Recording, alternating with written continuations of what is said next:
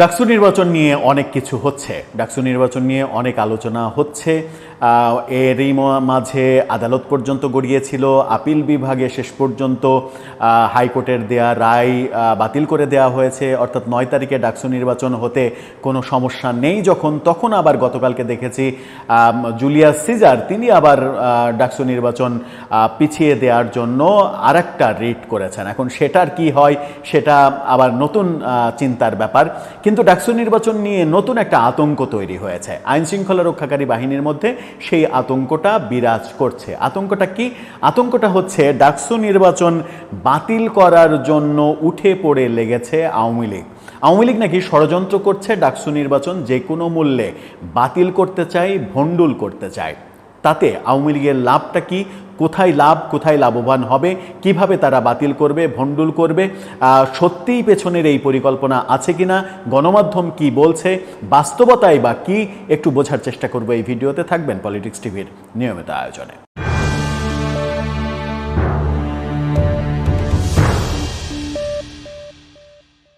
দর্শক, বলছিলাম ডাকসু নির্বাচনকে কেন্দ্র করে এক ধরনের ষড়যন্ত্র তত্ত্বের গন্ধ পাচ্ছে আইন শৃঙ্খলা রক্ষাকারী বাহিনী। তারা মনে করছে ডাকসু নির্বাচন ভণ্ডুল করার চেষ্টা হচ্ছে।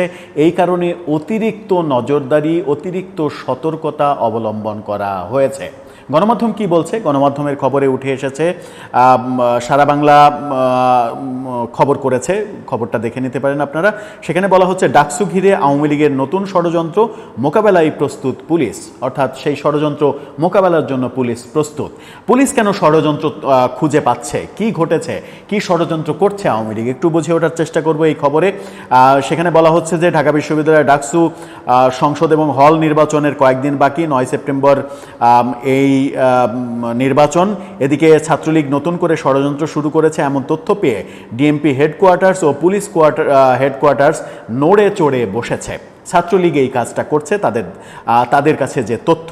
এরই মাঝে পুলিশের আইজিপি বাহুল ইসলাম ও ডিএমপি কমিশনার সাজ্জাদ আলী রুদ্ধদ্বার বৈঠক করেছেন। বৈঠকে আওয়ামী লীগের নতুন ষড়যন্ত্র মোকাবেলায় সর্বোচ্চ ব্যবস্থার সিদ্ধান্ত নেওয়া হয়েছে। ডাকসু নির্বাচন যাতে কোনোভাবে ঠেকাতে না পারে সেজন্য ঢাবি ক্যাম্পাস ও এর আশেপাশে নিরাপত্তা জোরদার করা হয়েছে। 24 ঘন্টা একাধিক পয়েন্টে একাধিক অফিসারের নেতৃত্বে পুলিশ মোতায়েন, রায়ট কার, এপিসি সহ সব কিছু প্রস্তুত রাখা হয়েছে। পেট্রোলিং ব্যবস্থা আরও বেশি জোরদারের সিদ্ধান্ত নেওয়া হয়েছে। সেই আলোকে ক্যাম্পাস ও ক্যাম্পাসের বাইরে বিপুল সংখ্যক পুলিশ মোতায়েন করা হয়েছে। পুলিশ হেডকোয়ার্টার্সের একজন নাম প্রকাশ না করার শর্তে ঊর্ধ্বতন এক কর্মকর্তা জানিয়েছেন, সবার আগে ডাকসু বানচালের ষড়যন্ত্র করেছে আওয়ামী লীগ। এরপর অন্যান্য নির্বাচনগুলো ঠেকানোর পায়তারা রয়েছে তাদের। তবে সব কিছু মোকাবেলা করার জন্য সব ধরনের প্রস্তুতি পুলিশ সদর দপ্তরে রয়েছে। অর্থাৎ পুলিশ মনে করছে যে সব ধরনের নির্বাচন বানচালের ষড়যন্ত্র করছে আওয়ামী লীগ। তারা চেষ্টা করছে কোনোদিন নির্বাচন বাংলাদেশে হতে দেওয়া হবে না, এবং তার প্রথম হিসেবে তারা ডাকসুকে বেছে নিয়েছে। ডাকসু নির্বাচন তারা হতে দেবে না। তিনি জানিয়েছেন, রাজধানী ঢাকা, চট্টগ্রাম, ময়মনসিংহ সহ সারা দেশের বিশ্ববিদ্যালয়গুলোর শিক্ষার্থীদের ওপরে হামলা চালিয়ে বিশৃঙ্খল পরিবেশ সৃষ্টির পায়তারা এরই মাঝে প্রমাণিত হয়েছে। রাজধানী ধানমন্ডিতে কার্যক্রম নিষিদ্ধ করা আওয়ামী লীগ গত 31 আগস্ট ঝটিকা মিছিল করে। সেই মিছিল থেকে ঝিনাইদহ আওয়ামী লীগের এক নেতাকে গ্রেপ্তারের পর ভয়ঙ্কর পরিকল্পনার কথা জানতে পারে পুলিশ। আওয়ামী লীগ দেশকে নিয়ে যে ষড়যন্ত্র করছে তা ফাঁস করে দেন ওই নেতা।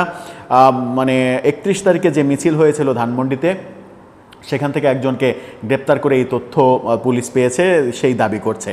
গ্রেপ্তার আওয়ামী লীগ নেতার বরাত দিয়ে পুলিশের ওই কর্মকর্তা বলেছেন, সারা দেশের পরিস্থিতি জটিল করে তুলতে বিশৃঙ্খলা সৃষ্টির মাধ্যমে নারীর উপরে হামলা, ধর্ষণের ঘটনা ঘটানো, বিভিন্ন গার্মেন্টস শ্রমিকদের মধ্যে অসন্তোষ তৈরি, প্রয়োজনে সেনা ও পুলিশ সদস্যদের উপরে হামলার বিষয়টিও তাদের পরিকল্পনার মধ্যে রয়েছে।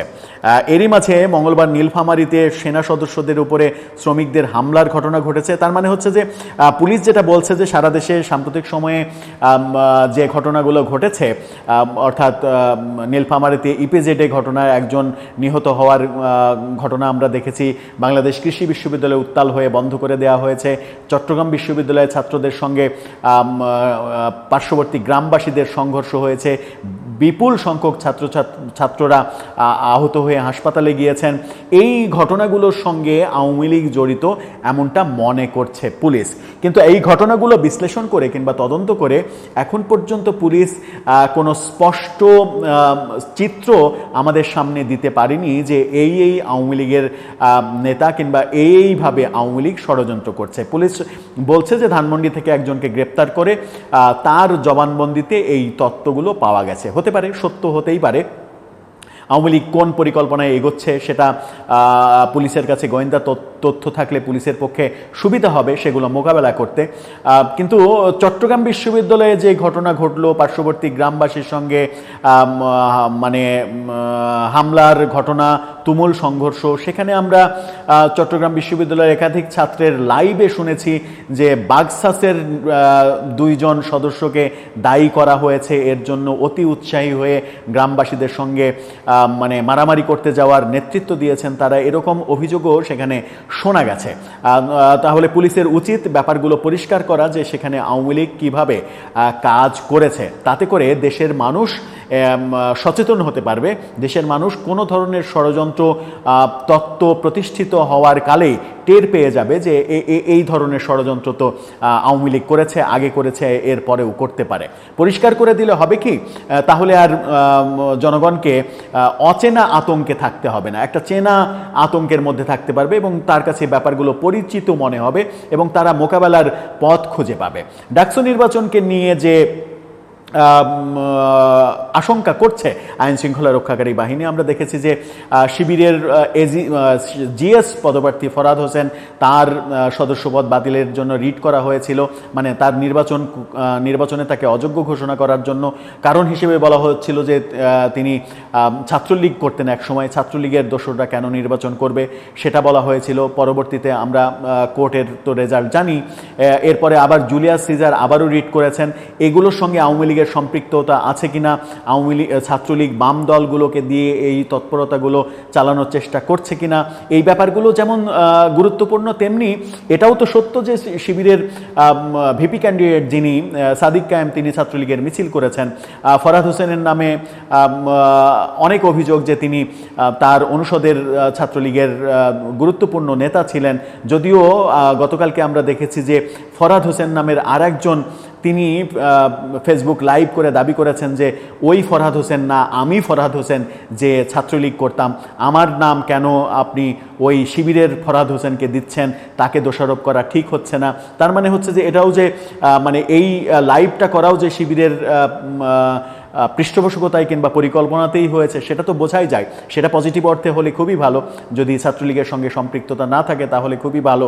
কিন্তু ছাত্রলীগ যে ষড়যন্ত্র করছে, ছাত্রলীগ ব্যাপারটা এমন হয়ে গেছে যে গত 15 বছর 15.5 বছরেতে আসলে বিশ্ববিদ্যালয়ে যারা পড়েছে তারা সবাই ছাত্রলীগ হয়ে গিয়েছিল এবং ছাত্রলীগের মানে সুযোগ সুবিধা নেওয়ার জন্য ছাত্রলীগ হয়ে গিয়েছিল। এখন নানা রকমের বোল শুনছি তাদের মুখে আমরা, তখন ছাত্রলীগ করেছে নানা সুবিধা আদায়ের জন্য, এখন ছাত্রলীগের বিরোধিতা করছে নানা রকমের সুবিধাপ্রাপ্ত হওয়ার জন্য।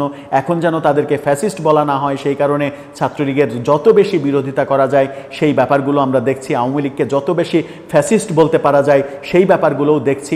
তার মানে হচ্ছে যে রূপ বদল, বাংলাদেশের রাজনীতিতে রূপ বদলের ব্যাপারগুলো আমরা দেখেছি। আগে দেখেছি ছাত্রলীগের মধ্যে শিবির ঢুকেছে, এখন যদি শিবিরের মধ্যে কিংবা ছাত্রদলের মধ্যে ছাত্রলীগ ঢুকে রাজনীতি করে তাহলেও অবাক হওয়ার কিছু থাকবে না। এটাই বাংলাদেশের রাজনীতি হয়ে উঠেছে। তবে পুলিশের যে ভয়টা কাজ করছে এবং পুলিশের কাছে পুলিশ যেটা বলছে যে গোয়েন্দা তথ্য আছে, সেটা যদি সত্য হয় তাহলে অবশ্যই উচিত যে কোনো ধরনের ষড়যন্ত্র মোকাবেলা করার জন্য পদক্ষেপ নেওয়া।